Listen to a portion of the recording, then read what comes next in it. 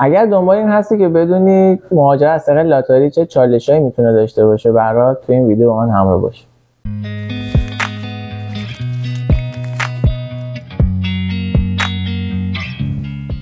سلام، به نیشن ریالیتی خیلی خوش اومدین. تو این ویدیو قرار هستش که من در رابطه با چالش ها هزینه هایی که از بعد به ثبت نام تا زمانی که شما بخواید مهاجرتتون رو انجام بدید از طریق لاتاری صحبت بکنم. خدمت شما عرض بکنم که اگه که بخوایم از روز اول که دارید ثبت نام انجام میدید چالشی که برای هر کسی میتونه داشته باشه رو شرح بدم، اینجوری شروع میکنم که مهمترین بحث ثبت نام لاتاری داشتن حداقل مدرک آموزشی هستش. بعضی از دوستان هستن که ممکنه دیپلمشون بزرگسالان باشه، یکی حداقل مدرکشون حداقلش دیپلم بزرگسالان باشه و تجربه کاری هم نداشته باشن، یا اینکه از هنرستان فنی حرفه‌ای یا کار و دانش مدرک گرفتن و اونها هم از قضا تجربه کاری ندارن. اگه بیان ثبت نام بکنن متاسفانه نمیتونن ویزا بگیرن، به خاطر اینکه حداقل مدرک یا باید دیپلم 12 ساله باشه همونطور که قبلا صحبت شده، یا اینکه حداقل اگه مدرک دانشگاهی هم ندارید یا دیپلم 12 ساله رو ندارید یه تجربه کاری داشته باشین که ارائه بکنید، بگین که من درس نخوندم اما با این تجربه کاری میتونم اونجا گیلیم خودم از آب بکشم بیرون. این یه مورد دیگه هم هستش که دوستایی که سربازی رفتن متاسفانه خب یه چیز اجباریه و اصلا قابل اجتناب نیستش توی ایران، یه مرحله اضافه تر دارن که خب بهش میگن AP، به خاطر اینکه اون دستگاه های نظامی ما توی تحت تحریم هم توی آمریکا و خودتون حالا این میدونید، من خیلی نمیخوام جزئیاتش رو بگم. یه ارگانی هستش که اگه شما متاسفانه اونجا خدمت کرده باشین به هیچ عنوان ویزا نمیگیریم و بی برو برگرد ریجکت میکنن به خاطر تحریمی که علیه اون به صورت خیلی جد گذاشتن و کاریش هم نمیشه کرد. پس اگر که این بخش جمع‌بندی بکنم، اگر که اونجا سربازی رفتین یا اینکه دیپلم دارین و سابقه کاری هم ندارین، دیپلم بزرگسالان دارین یا هنرستان سابقه کاری هم ندارین، لطفا ثبت نام نکنین، بخاطر اینکه ممکنه قبول بشین ولی ویزا نمیگیرین. یعنی هم حال خودتون بد میشه، هم یه بنده خدایی که میتونه از این فرصت استفاده بکنه شانس اون سوخته شده به جای شما. این از این مورد بعدی که هستش، حالا وقتی که شما برنده شدین بعد کم کم آماده بشین که برین برای مصاحبه، چه فرد باشین چه خانواده باشین، بعد برین یه کشور دیگه، یعنی یا ارمنستان یا ترکیه یا در واقع ابوظبی امارات که مصاحبه رو انجام بدین. اگه خانواده دارین که هزینه خیلی میتونه بیشتر باشه، به خاطر اینکه جای اقامت، بلیط رفتن و هزینه خود مصاحبه سفارت که $330 به هر نفر فرقم نمیکنه، کوچیک بزرگ زن و مرد همه مصاحبه‌ان، یه $330 ازشون میگیرن برای مصاحبه. در واقع کسایی که قرار ویزا بگیرن به هر نفر $330 پرداخت میکنن که خب این هزینه ها هستش. حالا من نمیخوام ته دلتون رو خالی بکنم، یعنی فقط سعی میکنم که واقعیت‌ها رو بگم که شما با ذهن باز قدم بردارین و بدونین که اگه حالا مسیرتون اگه مثلا یه مسیر 1 ساله است، روز اول چجوری طی میشه. مورد بعدی که هست، ممکنه AP بشین، حالا به دلایل مختلفی که میتونه AP بشه آدم. این AP شدن برای شما در واقع یه مرحله اضافه میاره که ممکنه باعث بشه مجبورتون بکنه دوباره برین اون کشوری که مصاحبه شده بودین. به خاطر چی؟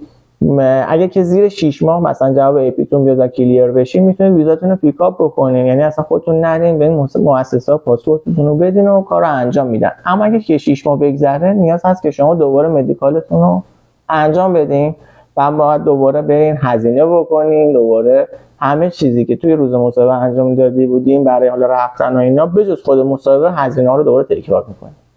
اینم یه هزینه دیگه پس داره براتون. اما وقتی که حالا دیگه ویزا رو گرفتین، دیگه آماده اومدن شدین، هزینه بعدی که مهمترین هزینه هست گرفتن بلیط هواپیما که خب هزینه‌اش هم ماشاءالله هی داره میره بالاتر و هیچ کاریش هم ما نمیتونیم بکنیم. حالا دیگه بستگی داره که شما از ایران به کجای آمریکا میخواین بیاین که هزینه‌اش یه ذره شاید در حد چند میلیون تغییر بکنه. اما حالا میتونید از سایت‌های مثل علی بابا و فلای تودی یا حتی گوگل قیمت‌ها رو استعلام بگیریم، ببینید که حالا توی اون روز مثلا چقدر هستش. پیشنهادم میکنم که حداقل 1 ماه 2 ماه مونده به انتهای ویزاتون بیاید اینجا، بخاطر اینکه واقعا نذارید دقیقه 90 بشه و از قبل اگه بلیت بگیرید هزینه‌تون برای گرفتن بلیت تا حالا اگه بلیت بخواد لحظه آخری باشه خیلی بهتر و پایین‌تر میفته برای شما. مورد بعدی که هستش، حالا وقتی که اومدید اینجا شما باید یه اندوخته برای خودتون داشته باشین. یعنی پس سعی بکنید توی اون فاصله زمانی که دارید تا از گرفتن ویزا تا اومدن به آمریکا، حالا یه وامی بگیرین، یه پسندازی، قرضی، اگه حالا کسی هست که مثلا بتونه کمکتون بکنه، یه پولی داشته باشین، بخاطر که روزای اول ممکنه نتونین کار پیدا بکنین، ممکنه که نیاز باشه هتل برین. حالا من پیشنهاد نمیکنم هتل برین، سعی میکنم یه راهی هم بهتون بگم، ولی در کل برای روزای اول تا کار پیدا کنین برای خوردن و خوابیدن و رفت آمد بالاخره یه پولی بعد شما با خودتون بیارین. حالا هرچی این پول بیشتر اون آسایش بیشتر و فراهم‌تر هستش. اما حالا برای اینکه نخوایم برین هتل چیکارا میتونیم بکنیم؟ پیشنهاد من این هستش که توی این گروه‌های تلگرامی توی حالا هر شهری که مایل هستین بیاین، مثلا نمیدونم دالاس، لس آنجلس یا حالا هر جای دیگه، گروه‌های تلگرامی زیاد هست. حتی توی فیسبوک هم میتونید این کارو انجام بدید.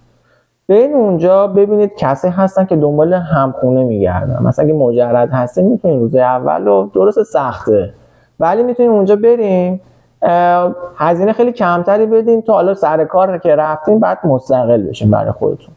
یا اینکه کسی هستن مثلا از ایرانی خودمون اینجا دارن میرن مسافرت و نمیخوان خونه خالی باشه که عجیب پول بدن، میان مثلا که 2000 تا اجارهشون برای یه ماه دارن میرن مسافرت، مثلا میگن من 1500 تا میدم شما بیاین اونجا تو خونه ما باشه که مثلا اون در واقع کمک میشه به خودشون، هم به شما هم به اونا. از این موقعیت هم میتونید استفاده بکنید و خب این اگه بتونید همچین حالتی پیاده بکنید خیلی خوبه، چون همه که اینجا دوست و آشنا ندارن که برن خونهشون و این قدم شما رو میندازه جلو نسبت به اینکه بخوایم بریم هتل و بخوایم هزینه خیلی زیادی پرداخت بکنیم بابت هتل.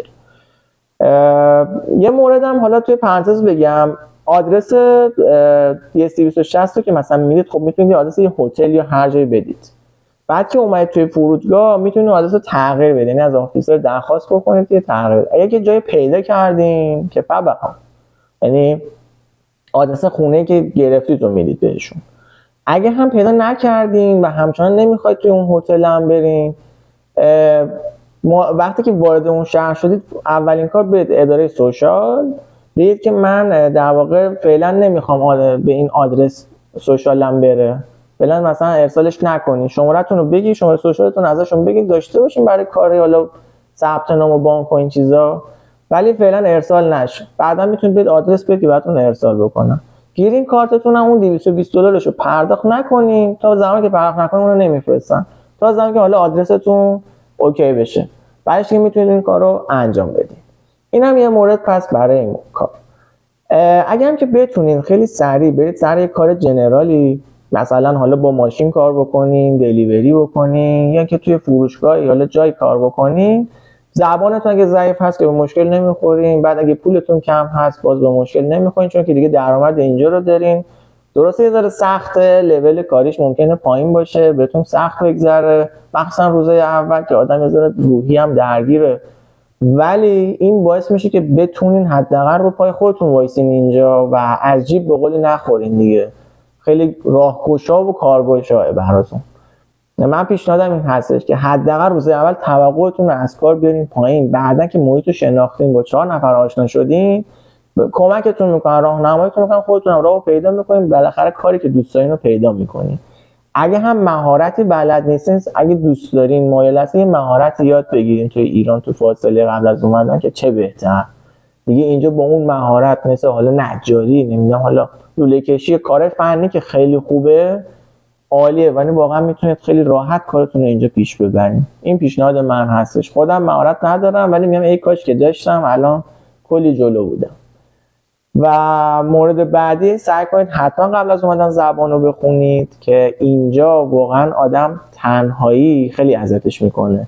حداقل اگه زبان بلد باشین میتونید 4 تا دوست پیدا بکنید، چون روزای اول واقعا آدم اون خلأ عاطفی نبود عزیزاش و دوستایی که همیشه باشون در ارتباط بوده رو خیلی حس میکنه و میگه که برگردم، اصلا واقعا یه شکست میتونه باشه براش که نتونه با این موضوع کنار بیاد. که چون روزای اول خب شب و روز که جابجا میشه، روزای آخر هفته اینجا، حالا امیدوارم این شنبه که میگن حداقل درست بشه که آخر هفته یه روز حداقل تلاقی داشته باشه ایران با اینجا، که مثلا بتونه آدم با خانواده‌اش راحت ارتباط بشه. اما در کل که خب نه آخر هفته ها هماهنگ هست، نه روزا و ساعت‌ها، و خیلی سخت میشه ارتباط گرفت. شب ما روز اونجا شب اینجا، و راحت نیست دیگه کلا. مثلا وقتی که سر کارم باشین دیگه حالا آدم وقتش خیلی کم میشه، شاید نتونه خیلی در ارتباط باشه. و روزای اولا که آدم اونقدر وقت نمیکنه به خاطر هزینه ها و جای بلد نیست بخواد بره بگرده. تنها چیزی که میتونه کمکتون بکنه اینجا برای رشد کردن زبانه، و سعی بکنید که اون زبان که کلید هر کاری هست رو یاد بگیرین قبل از اومدن. اگه اومدین اینجا بلد نبود که بعد خب کلاس رو دیگه ان شرکت بکنید تا بتونین کاراتون رو پیش ببرین. یه مورد دیگه هم تا یادم نرفته بگم، اینکه توی زمینه آیتی و اینترنت و این چیزا یه سررشته دارین که خیلی خوبه.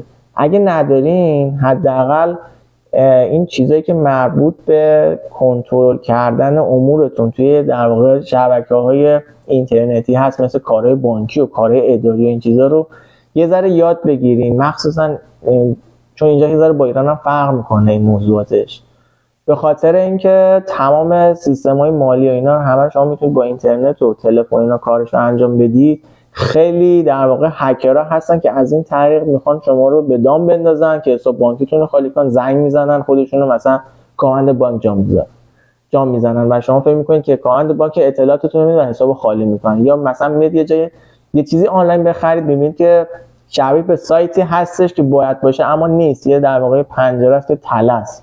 شما مشخصات کارت رو وارد میکنین و در واقع دارید توی سایت هکر اون کار رو انجام میدید و مشخصات کارت شما رو داره و هر کاری که دوست داره میتونه بکنه با اطلاعات شما. اگه سعی میکنید که یه ذره راجع به اینا یه آگاهی پیدا بکنی، اطلاعاتی داشته باشین، بد نیست، لازمه، واقعا یه پیش نیازه برای اینجا زندگی کردن که بتونید از این اتفاقایی که میتونه برای هر کسی اتفاق بیفته به سرش بیاد پیشگیری بکنید. این واقعا از من به شما نصیحت، امیدوارم که اینو فراموش نکنید. پس یه جمع‌بندی بکنم ویدیو رو که خب چالشای ما از ثبت نام شروع میشه که خب به اون صورت هست شما حداقل رو داشته باشیم، بعد یک مقدار بعد پول در واقع جور بکنید برای در واقع اون رفتن و مصاحبه و سفارت و اینها و بلیط گرفتن، و اگه بتونید برای روز اول یه پولی داشته باشین که چه بهتر. و اینکه اگه تونستید قبل از اومدن خودتون رو آماده بکنید، چه برای خونه، چه برای زبان، چه اگه کاری چیزی یاد بگیرید که خیلی میتونه خوب باشه. من امیدوارم که این ویدیو هم براتون مفید باشه و به کارتون بیاد و راهگشا باشه. ممنونم که من همراه بودین. تا ویدیو بعدی، بدرود.